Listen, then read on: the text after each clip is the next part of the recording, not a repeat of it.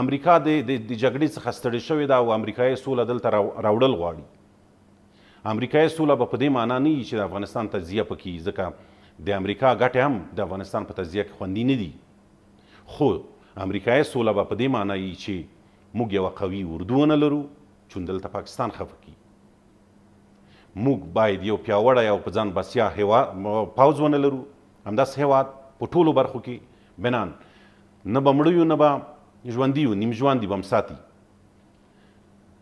زه وایم چې همدا سیاسیون هره خوا چې دي مخالف دي، که په نظامي ډګر کې راوتلي د نظام په وړاندې جنګېږي، نور د ملت ته سوله راوړي.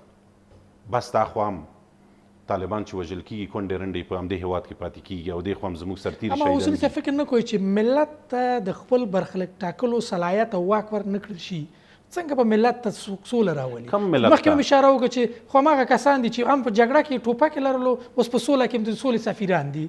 ملت ګرو شوی، یرغمل نیول شوی د چا په لاس؟ د همدې ټوپک سالارانو په لاس، د همدې سیاسیونو په لاس.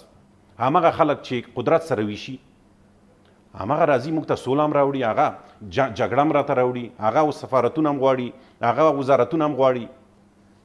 هماغه خلک دي په ګڼ ګڼلي 100-200 کسان دي چې هغه په افغانستان چیرې بیایي. کم د ملت استازی تاسو په دې جرګه کې ولیدو؟ ډېره مننه کوم اصولي صاحب.